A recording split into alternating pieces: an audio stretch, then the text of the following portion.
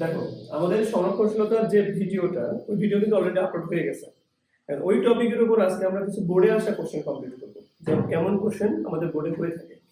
আমরা একটা উদ্দীপক দেখতে পাচ্ছি, একটা 5 কেজি ভরের একটা বস্তু আমরা 60 মিটার উচ্চতার একটা জায়গায় রেখে দিচ্ছি। এই বস্তুটা উপর থেকে নিচে ফেলে দেবো আমরা। এই জায়গাটার আমরা 4টা বিন্দু পয়েন্ট আউট করছি, এ বিন্দু, বি বিন্দু, সি বিন্দু, ডি বিন্দু। ওরা আমাকে বলে দিচ্ছে এ বি, বি সি আর সি ডি পরস্পর কি সমান। মানে এই 60 মিটার জায়গাটাকে ওরা কয় ভাগে ভাগ করছে? 1 ভাগ, 2 ভাগ, 3 ভাগে ভাগ করছে, এবং প্রত্যেকটা ভাগের পরিমাণ কি বলছে? সমান। 60 কে যদি আমরা মনে মনে 3 দিয়ে ভাগ করি, তাহলে উত্তর কত আসে? 20। তার মানে হচ্ছে এ বি এর মান হচ্ছে 20 মিটার, বি সি এর মান কত মিটার? 20 মিটার। আবার সি ডি এর মান কত মিটার? 20 মিটার। মানে ঢুকছে এটুকু, যে 60 মিটার জায়গাটাকে ওরা বলছে এ বি সি ডি 4টা বিন্দুতে ভাগ করছে, এবং বলে দিছে A B B C C D পরস্পর কি সমান। তাহলে 60 মিটার জায়গাটাকে যদি আমরা সমান 3 ভাগে ভাগ করি, তাহলে প্রত্যেক ভাগের দৈর্ঘ্য কত আসে? 20। এই জন্য বলতে পারি আমরা A B B C C D পরস্পর কত মিটার? 20 মিটার।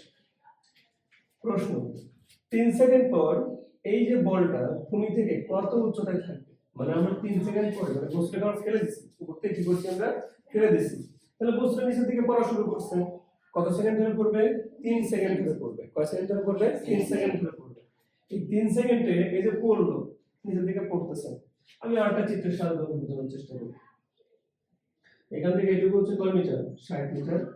বস্তুটা এখান থেকে ফেলে দিছি, ফেলে দিয়ে ধরো এখানে আসছে, কয় সেকেন্ড আসছে? 3 সেকেন্ড এখানে আসছে।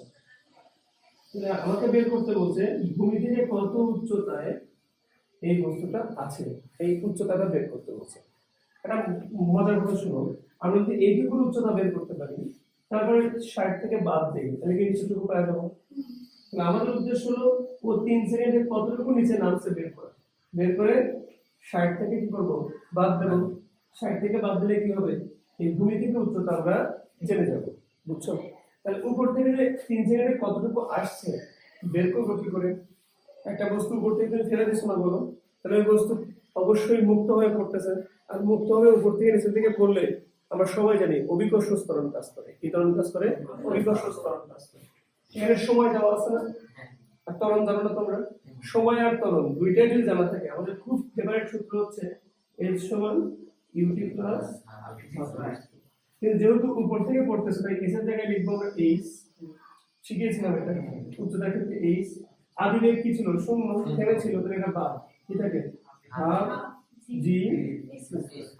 তাহলে এখানে হাফ লিখলাম, জি এর মান 9.8 আমাদের মুখস্থ, আর টি এর মান কয় সেকেন্ড? 3 সেকেন্ড। 3 থেকে কত হয়? 9। এবার হিসাব করতে হবে।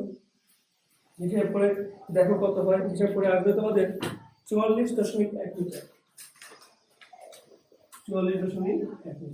তাহলে বলো উপর থেকে উচ্চতা কত আসলো? 44.1 মিটার। এখন আমার কোন জায়গা থেকে মাপতে হবে? ভূমি থেকে মাপতে বলছে। তাহলে জাস্ট আমরা বলবো যে অতএব ভূমি থেকে 60 মিটার থেকে কতখানি বাদ দেবো? 40.1। কত মিটার আসতেছে? আমাদের আসতেছে 15.9 মিটার। মানে ভূমি থেকে 15.9 মিটার উচ্চতায় ছিল। কয় সেকেন্ড পর ছিল? 3 সেকেন্ড পর ছিল। বলো সবাই বুঝছো কেন? দেখো আমরা এখন দেখবো আমাদের পরবর্তী কোশ্চেন, মূলত ঘ নাম্বার কোশ্চেন পরীক্ষায় আসে। ঘ নাম্বারে বলতেছে এ বি সি বিন্দুতে মোট শক্তি সমান হবে কিনা। তার মানে শক্তির নিত্যতা বা সংরক্ষণশীলতার কথা আমাদের বলতেছে, যে এ বিন্দু, বি বিন্দু আর সি বিন্দুতে মোট শক্তি সমান হবে। তোমরা সবাই জানো মোট শক্তি মানে কিন্তু যান্ত্রিক শক্তি। শিখাইনি? মোট শক্তি মানে কি? যান্ত্রিক শক্তি। ওটা দুই প্রকার, বিভব শক্তি আর গতি শক্তি। তাহলে এই তিনটা জায়গাতে আমাদের কি করতে হবে? তিনটা জায়গাতেই আমাদের বিভব শক্তি আর গতি শক্তি বের করে যোগ করে কি বের করতে হবে? মোট শক্তি বের করতে হবে। মোট শক্তি বের করে আমাদের প্রমাণ করতে হবে যে না, আসলে তিনটা জায়গাতেই মোট শক্তি পরস্পর কি ছিল? সমান ছিল। তাহলে শুরু করা যাক। আমরা শুরু করি এ বিন্দু থেকে।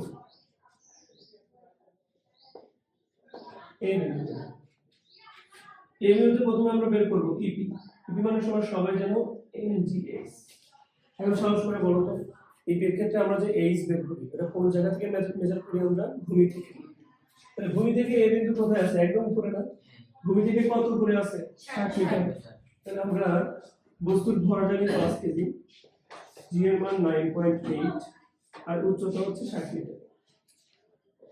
হিসাব করে বলো তো কত হয়? 2940। এত জুল, তাই না? শক্তির একক কি হয়? জুল। কালকের ক্লাসে যদি খুব মনোযোগ দিয়ে দেখো তাহলে ই এর মান যে শূন্য হবে এখানে কোনো ডাউট নেই। কেন ডাউট নাই? কারণ উপরে তো স্থির আছে, তুমি নড়াচড়া করতেছে, আর নড়াচড়া না করলে গতিশক্তি কি হয়ে যায়? শূন্য হয়ে যায়।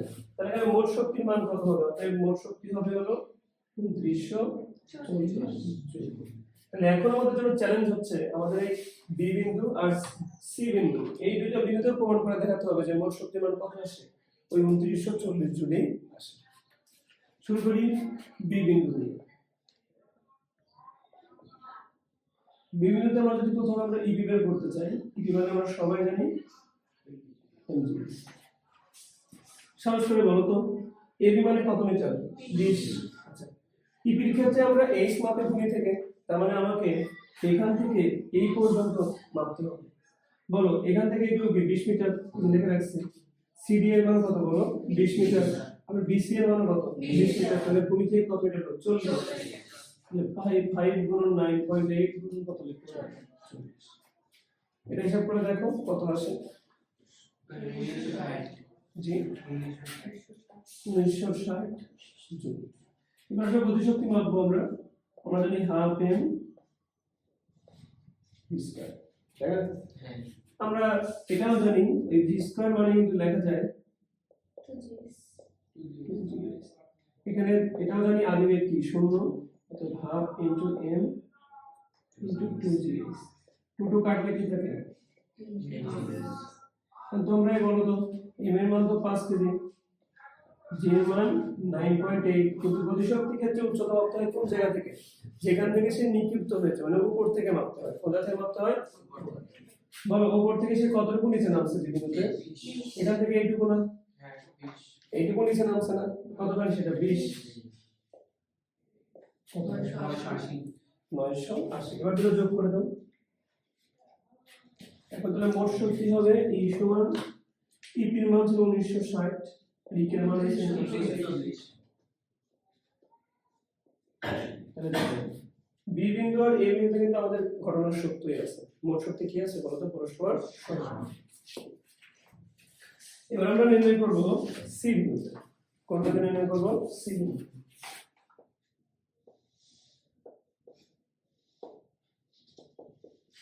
আমরা ইপি বের করি mgs। বলো সি বিন্দুতে আমাদের m কত? m তো বরাবরই আমাদের 5 কেজি, 9.8। সহজ করে দেখো তো সি বিন্দু ভূমি থেকে কত উচ্চতায় অবস্থিত?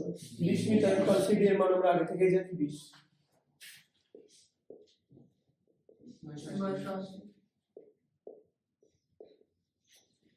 আমরা ই কে বের করব। আমি সরাসরি লিখলাম ই কে সমান লিখলাম mgs, কারণ এইটুকু তো সিমিলার, এইটুকু তো বারবার একই জিনিস আসে, এইটুকু আমি লিখলাম, ঠিক আছে? তাহলে m এর মান কত? 9.8। বা গতিশক্তি ক্ষেত্রে উচ্চতা মেজার করতে হয় উপর থেকে। তাহলে উপর থেকে সি বিন্দু কতটুকু নিয়েছে? 20 আর 40। 1960। তাহলে মোট শক্তি হবে সেম ভাবে যোগ করলে আসবে 2940। প্রমাণিত। তাহলে প্রমাণিত হলো তিনটা জায়গাতে এই মোট শক্তি কি ছিল? সমান ছিল। বুঝতে পারছো সবাই? দেখো আমরা এবার যে ম্যাথটা দেখবো এই ম্যাথটা কিন্তু রিসেন্ট টাইমে আসা, কুমিল্লা বোর্ড 2022 সালের প্রশ্ন। একটু আলাদা লাগবে তোমাদের কাছে। আমি তোমাদের জন্য চিত্র আঁকাই দিচ্ছি, বুঝছো? বাট পরীক্ষার প্রশ্ন এরকম আঁকানো ছিল না। ওরা কোশ্চেনটা এইভাবে বর্ণনা করেছে, পড়ে শুনে। 400 গ্রাম ভরের একটি বস্তু এম কে 100 মিটার উঁচু দালানের ছাদ থেকে ফেলে দেওয়া হলো। চিত্রে কিন্তু আমি আঁকাই নিয়েছি, বাট কথাটা কিন্তু আঁকানো ছিল না, লেখা ছিল। একই সময় 200 গ্রাম ভরের এন বস্তুকে 20 মিটার পার সেকেন্ড বেগে উপরের দিকে নিক্ষেপ করা হলো। আমি আঁকাই নিয়েছি, এটা কিন্তু বলতে ছিল না। তাহলে আমরা যদি বলে দিতে পারি তাহলে আমাদের সুবিধা হবে। ঠিক আছে? তাহলে আমাদের বস্তুর ভর দেওয়া আছে, এন বস্তুর ভর দেওয়া 200 গ্রাম আর এম বস্তুর ভর দেওয়া আছে 400 গ্রাম। হিসাবের সুবিধার জন্য তুমি আগে ভাগে 1 দিয়ে ভাগ করে 0.4 কেজি তুমি বানিয়ে ফেলতে পারবে। অটোমেটিক্যালি এটা হবে 0.2 কেজি, 0.2 কেজি বা 0.2 কেজি একই কথা। এবার ম্যাথ শুরু করি। এরকম ম্যাথ আমরা আগের দিনই শিখে ফেলছি আমাদের আগের ক্লাসে।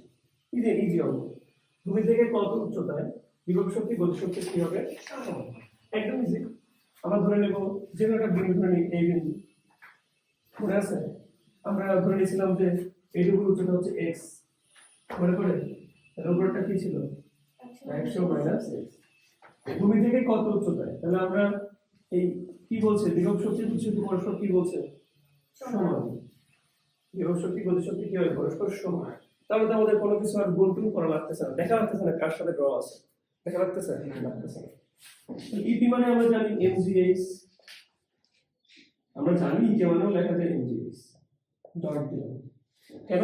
কারণ ভূমি থেকে মাপতে হয়, এটা উচ্চতা থেকে মাপতে হয়। ভূমি থেকে মাপলে এটা হয়ে যায় mgx, আর উপর থেকে মাপলে এটা হয়ে যায় mg 100 minus x, mg mg mg mg minus x এর পাশে আনলে 2x হয়ে যায়, মাইনাস x এর পাশে আনলে প্লাস x, দুইটা এর যোগ করলে 2x, তো x সমান হয়ে যায় কত মিটার? 50। তাহলে ভূমি হতে কত উচ্চতায়? 50 মিটার উচ্চতায় বিভব শক্তি গতি শক্তি পরস্পর কি থাকবে? প্রশ্ন সহজ লাগলো না? খুব কঠিন লাগতেছে আমাদের? লাগতেছে না। তাহলে আমরা এখন ঘ নাম্বার দিকে যাব। ঘ নাম্বারটা দিয়ে দিয়েছি।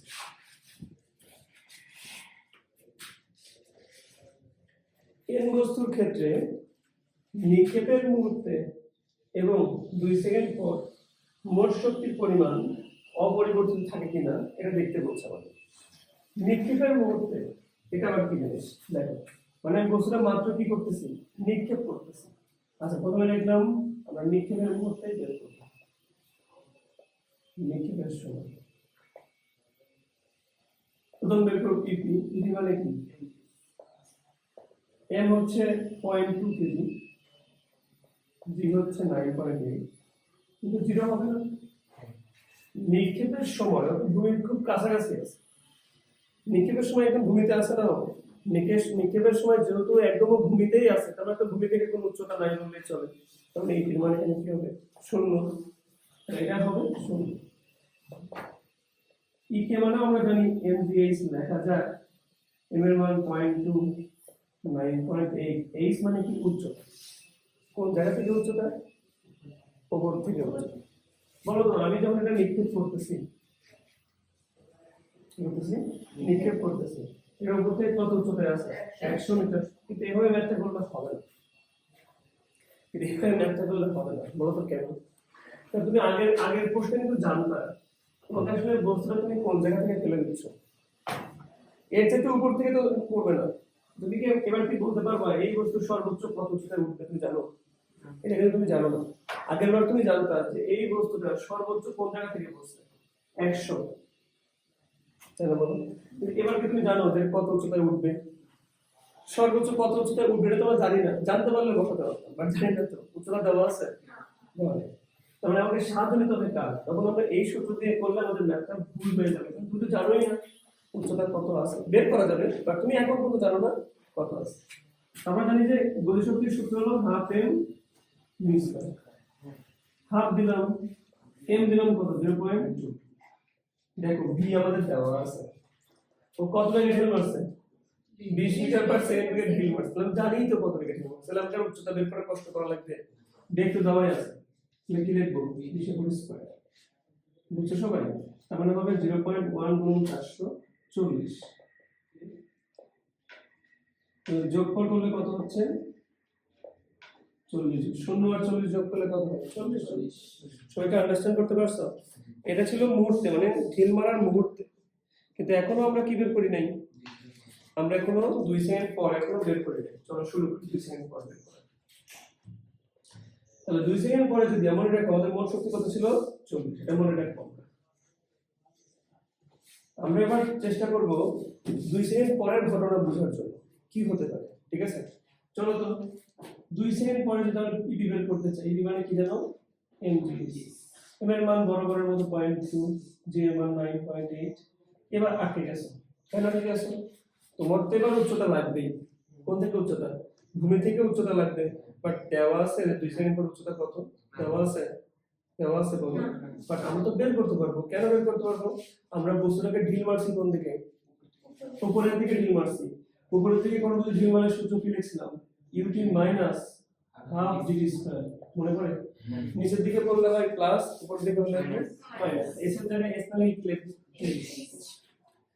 ইউ এর মান তো শূন্য না, কারণ এখানে তো আদি বেগ ছিল 20 মিটার পার সেকেন্ড বেগে ঠিক মারছে না, তাহলে এখানে বসাবো 20, কয় second, 2 second, minus half 9.8 2 second করে ফেলি সবাই। 20 যখন 40 19.6 বাদ দাও, কত হয় দেখো একটু, 20.4 মিটার। তাহলে আমি দেখো উচ্চতা পেয়ে গেছি, ভূমি থেকে কত উচ্চতা কিন্তু পেয়ে গেছি, পেয়ে যায়নি বলো, ভূমি থেকে কত উচ্চতা পেয়ে গেছি না আমরা এটা, তাহলে এই স্থানে বসাবো 20.4 এখানে বসাবো, কত হয় এটা গুণ করলে পাবো, করো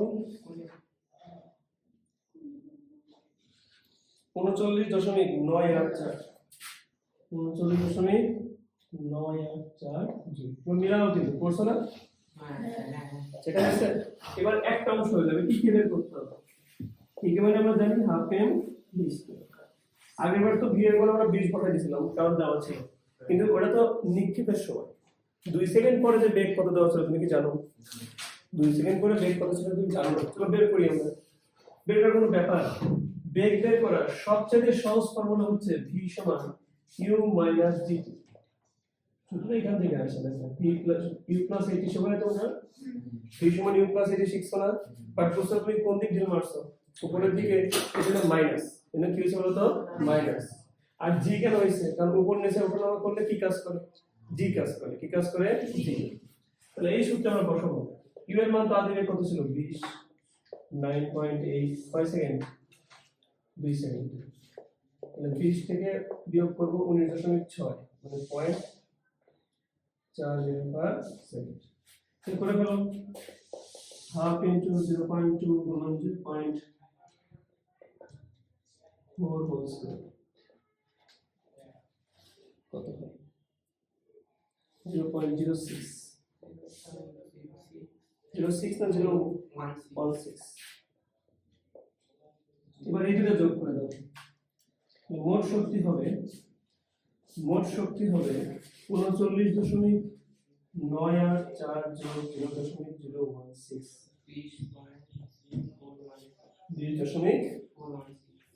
20.416, তাই তো?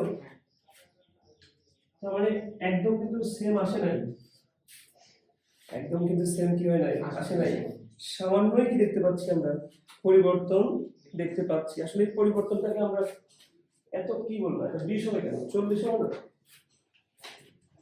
39.984 যোগ 0.016 যোগ করলে কত হয় বলো, দ্রুত বলো, 40 তো মিলে গেছে 40। তার মানে হ্যাঁ, এন বস্তুর ক্ষেত্রে নিক্ষেপের মুহূর্তে এবং 2 সেকেন্ড পর মোট শক্তির কোনো কি হয় নাই, পরিবর্তন হয় না। সবাই কি বুঝতে পারছো?